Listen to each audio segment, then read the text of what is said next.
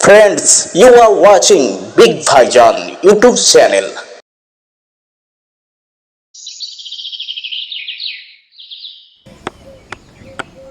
গ্রাম বাংলার এক ছোট্ট গ্রামে সেলিম নামের এক পরিশ্রমী মানুষ তার স্ত্রী সারবিনা এবং একটি ছোট্ট শিশুকে নিয়ে বাস করত। সেলিম প্রতিদিন ভোরে বেরিয়ে কঠোর পরিশ্রমের কাজ করত, কিন্তু তার মজুরি ছিল খুবই সামান্য। পরিবারের খরচ মেটাতে সেই আয় কখনোই যথেষ্ট হতো না, তাই তাদের ঘরে দিনে মাত্র একবারই খাবার রান্না করা সম্ভব হতো। অনেক দিন এমনও গেছে যেদিন সেলিম নিজের জন্য খাবার না রেখে বাচ্চাদের মুখে তুলে দিত আর নিজে না খেয়ে দিন কাটাতো, শুধু এই আশায় যে আগামীকাল হয়তো দিনটা একটু ভালো যাবে। একবার কনকনে শীতের সময় সেলিমের স্ত্রী সারবিনা উদ্বিগ্ন কণ্ঠে বলল, কই গো, শীত এসে গেছে তো। কয়েক বছর ধরে আমরা আর বাচ্চাটা একটি পুরনো চাদর গায়ে দিয়েই শীত কাটাই। এখন তো সেই চাদরটাও ছিঁড়ে টুকরো টুকরো হয়ে গেছে। এবার তুমি একটা নতুন চাদর নিয়ে এসো। এই ছেঁড়া চাদরে আর ঠান্ডা সয় না। বাচ্চাটাও ঠান্ডায় কাঁপতে কাঁপতে কাঁদে। ওকে দেখে আমারও কান্না পায়। স্ত্রীর কথা শুনে সেলিমের বুকটা ভেঙে গেল। অসহায় গলায় বলল, সারবিনা, তুমি তো জানো আমার দৈনিক আয়ে আমাদের ঘরই কেমন কষ্টে চলে। এমন অবস্থায় আমি চাদর কোথা থেকে আনবো? একটি ভালো চাদরের দাম কমপক্ষে 800 টাকা, আর আমি দিনে হাজার কষ্টে 100 টাকা উপার্জন করি। দেখো, আমি কি দুর্ভাগা মানুষ যে নিজের ঘরে একটা চাদর পর্যন্ত আনতে পারি না। থাক, তোমাকে অত চিন্তা করতে হবে না। আমার কাছে 500 টাকা আছে, অনেক কষ্টে জমিয়েছি। আর তুমি তো জানো, ওই 500 টাকা জামাল আমার কাছ থেকে ধার নিয়েছিল। তুমি তার কাছ থেকে টাকা নিয়ে একটা চাদর কিনে আনো। সেলিম জমে ওঠা ঠান্ডায় জামালের বাড়ির দরজায় পৌঁছল। দরজার সামনে বসে থাকা জামাল তাকে দেখে হাসি মুখে বলল, আরে সেলিম ভাই, আজ আমার বাড়িতে কি মনে করে? সব ভালো তো? হ্যাঁ ভাই, আলহামদুলিল্লাহ ভালো আছি। আসলে তোমার কাছে আমার ধার দেওয়া 500 টাকা নিতে এসেছি। একটা চাদর কিনতে হবে। চাদর ছাড়া রাত কাটানো সত্যি কঠিন হয়ে যায়। জামাল এক মুহূর্ত চুপ করে থেকে দীর্ঘশ্বাস ফেলল। সেলিম ভাই, তোমার কষ্ট আমি বুঝতে পারি, কিন্তু আমার অবস্থাও এখন খুব খারাপ। বাড়িতে এই মুহূর্তে একটুও টাকা নেই। তোমার 500 টাকা এখন দিতে পারছি না, পরে কখনো নিয়ে যেও। সেলিমের মুখ নিভে যাওয়া প্রদীপের মতো ম্লান হয়ে গেল। ঠিক তখনই জামালের স্ত্রী কড়া স্বরে স্বামীকে বললেন, তুমি সেলিম ভাইয়ের টাকা কেন দিচ্ছ না? এমন শীতের রাতে চাদর ছাড়া কিভাবে কাটাবেন তারা? একটা শিশুও তো আছে ওদের। তারপর কোমল গলায় সেলিমকে বললেন, সেলিম ভাই, আমার কাছে 300 টাকা আছে, তুমি এইটুকু নিয়ে নাও। বাকি 200 টাকা আমি পরে তোমাকে দিয়ে দেব ইনশাল্লাহ। 800 টাকা হাতে নিয়ে সেলিম কাপড়ের দোকানে ঢুকল। দোকানদার তাকে দেখে জিজ্ঞেস করল, কি লাগবে দাদা? একটা চাদর লাগবে, শীতটা খুব বেশি। দোকানদার তাক থেকে একের পর এক চাদর নামিয়ে দেখাতে লাগলো। সবই রঙিন, সুন্দর, কিন্তু প্রতিটির গায়ে বড় দামের ট্যাগ। সেলিম দাম জিজ্ঞেস করতেই দোকানদার বলল, এগুলো 1000 টাকার কম নয়। সেলিম চোখ নিচু করে বলল, দাদা, আমার কাছে শুধু 800 টাকা আছে, একটু সস্তা চাদর দেখাতে পারেন? দোকানদার বিরক্ত হয়ে বলল, আরে ভাই, আমার কাছে 1000 টাকার নিচে কোনো চাদরই নেই।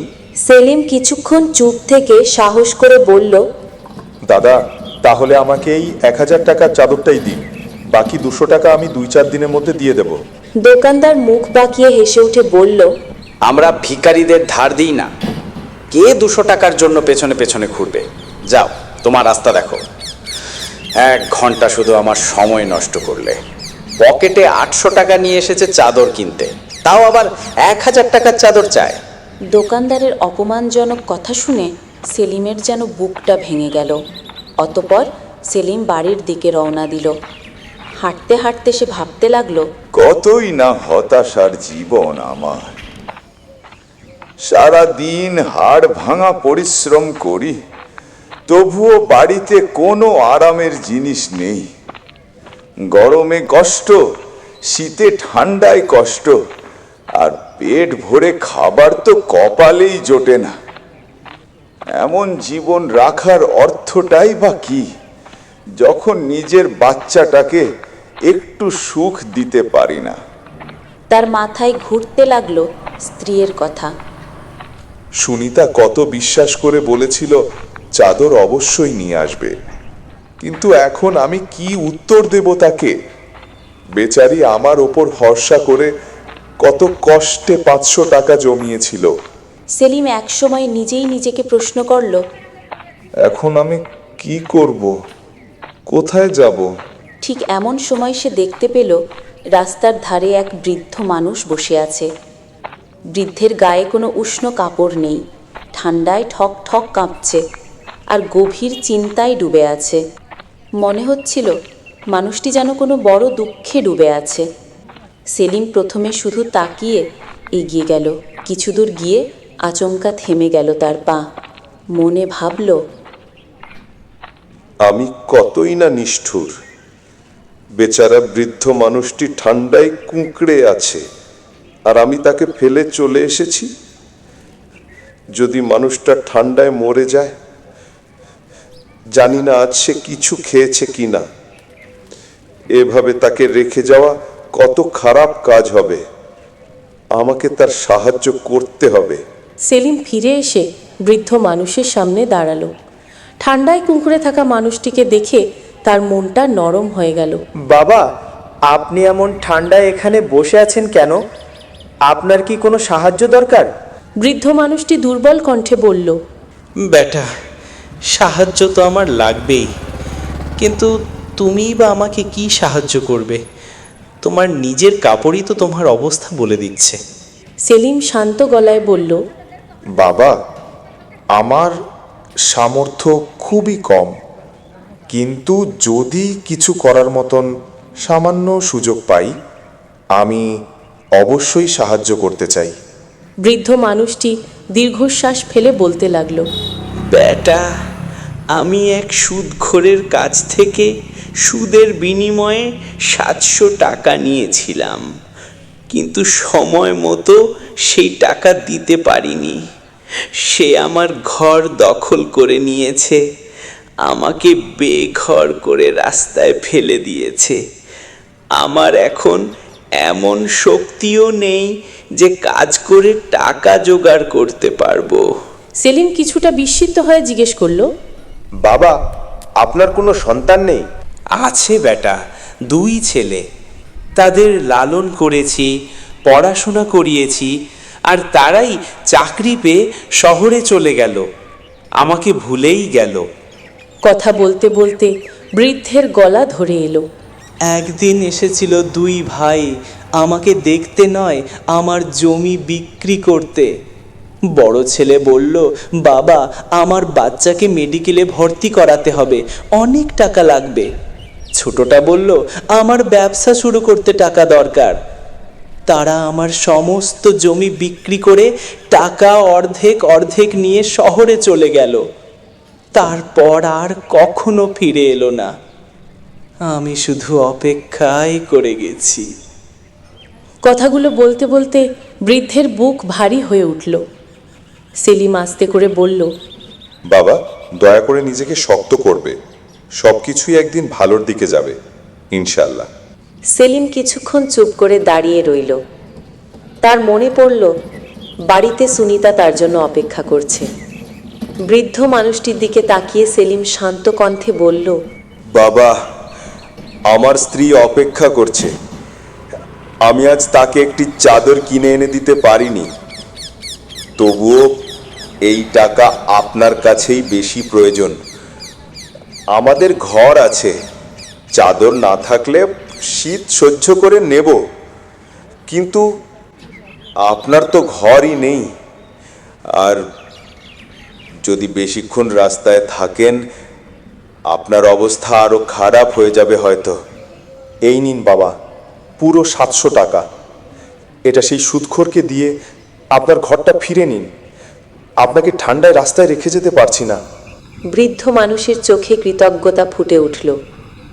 বেটা, তুমি সত্যি খুব নেক মানুষ। আজ তুমি নিজে কষ্টে থেকেও আমার পাশে দাঁড়ালে। নিজের স্বার্থ না দেখে অন্যের উপকার করা, এটা শুধু ভালো মানুষের পক্ষেই সম্ভব। বৃদ্ধ লোকটি সেলিমকে দোয়া করতে লাগলো। আল্লাহ তোমার জীবনে কখনো অভাব না দেয়, যেখানে যাবে যেন বরকত পাও। তোমার পরিবারের মুখে সব সময় সুখের আলো ফুটুক। আর আল্লাহ প্রতিটি বাবাকে তোমার মতো নেক সন্তান দিক, যে অন্যের কাজে আসে। বেটা, আল্লাহ তোমার মঙ্গল করুক। সেলিমের বুকেও অদ্ভুত শান্তি নেমে এলো, যেন নিজের কষ্ট কিছুক্ষণের জন্য ভুলে গেল সে। সেলিম পুনরায় বাড়ির দিকে রওনা দিল।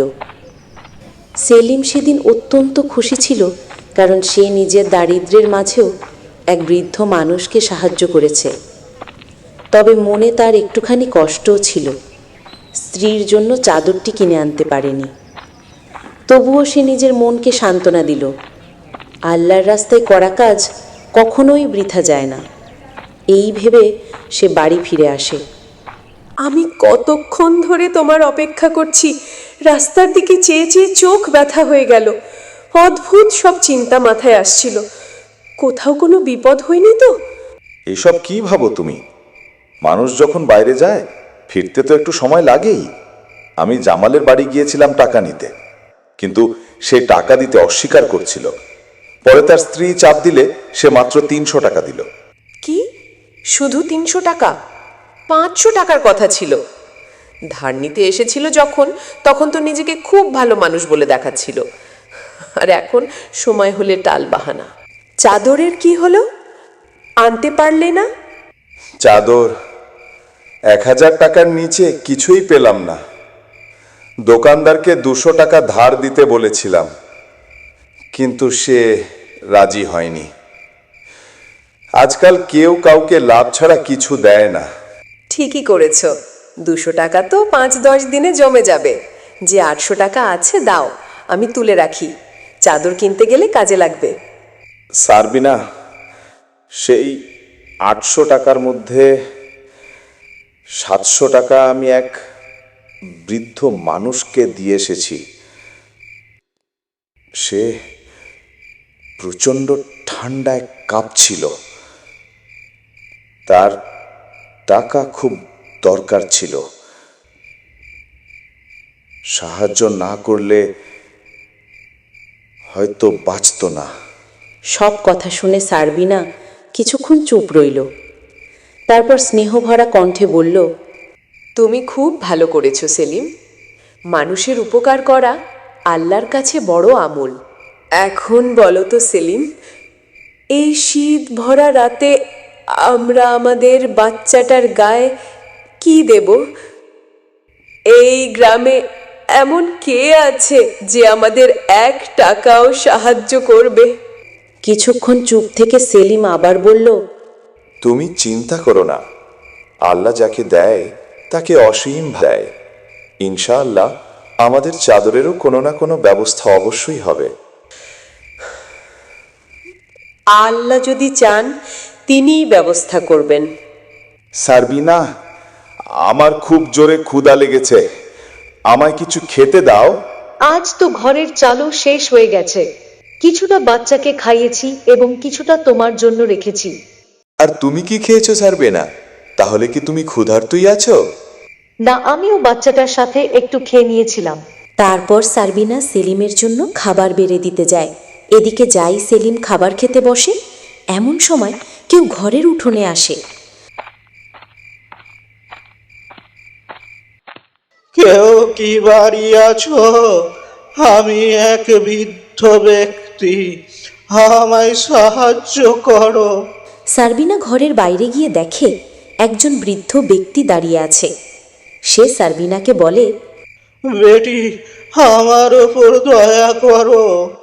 আমি কাল থেকে কিছুই খায়নি, তাই আমার অবস্থা খুব খারাপ হয়ে গিয়েছে এবং আমার কাছে খাবারের জন্য কিছু নেই। দয়া করে আমায় কিছু খাবারের জন্য দাও। আল্লাহ তোমার ভালো করবে। অনেক লোকের ঘরের দরজায় গিয়েছি, কিন্তু কেউ ঠান্ডার কারণে দরজা খোলেনি। বাবা, এই সময়ে তো আমাদের ঘরে কিছুই নেই যা আমি তোমাকে খাওয়ার জন্য দিতে পারি, এবং না রেশন আছে যা দিয়ে আমি তোমাকে তৈরি করে কিছু দিতে পারি। এমন সময় সেলিমও চলে আসে। সেই বৃদ্ধ ব্যক্তিটিকে বলে, বাবা, আপনি ভিতরে চলে আসুন। বেশি সময় ঘরের বাইরে থাকা ঠিক নয়, ঠান্ডা খুব বেশি পড়ছে, আপনি অসুস্থ হতে পারেন। সেলিম সেই বৃদ্ধ ব্যক্তিটিকে ঘরের ভিতরে নিয়ে আসে এবং তারপর সারবিনাকে বলে, সারবিনা, আমার জন্য তুমি যে কিছুটা খাবার বাঁচিয়ে রেখেছিলে সেই খাবারটি বাবাকে দিয়ে দাও। কিন্তু তুমি কি খাবে? তুমিও তো সকাল থেকে কিছু খাওনি। তারপর সারবিনা সেই খাবারটি বৃদ্ধ ব্যক্তিকে দিয়ে দেয়।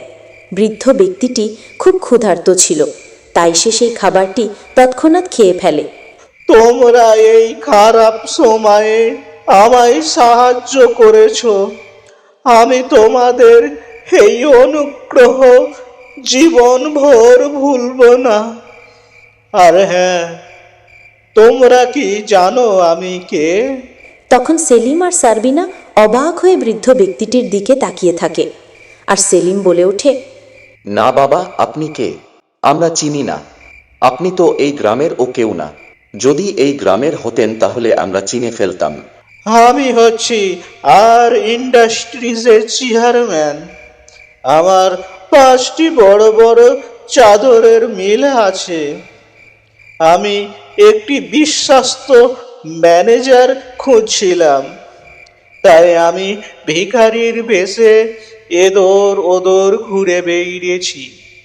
কাউকেই পেলাম না, শুধু আমি তোমাকেই পেলাম, কারণ তুমি নিজের খাবার আমাকে খাইয়েছো। তুমি তোমার কথা একবারও ভাবনি। এই দুনিয়ায় স্বার্থ ছাড়া তো কোনো মানুষের উপকার করে না, তাই তোমাকে আমি নিঃস্বার্থ মনে করি। আর তুমি হচ্ছ আমার চাদর ফ্যাক্টরির ম্যানেজার। তুমি কি চাকরিটি করবে? তখন সেলিম অবাক হয়ে দাঁড়িয়ে বলে, হ্যাঁ, অবশ্যই করব আমি চাকরি। প্রথমে তোমার মাইনে শুরু হবে 50,000 টাকা থেকে, এবং 1 বছরের পর মাইনেটি দাঁড়াবে প্রায় 1 লক্ষ টাকা। এই বলে বৃদ্ধ ব্যক্তি চলে যায়। সেলিমও চাকরিতে জয়েন করে নেয়। সেলিমের আর অভাব রইল না। সেলিমের পরিবারটি বাকি জীবনটা আরামের সাথেই কাটিয়ে দিল।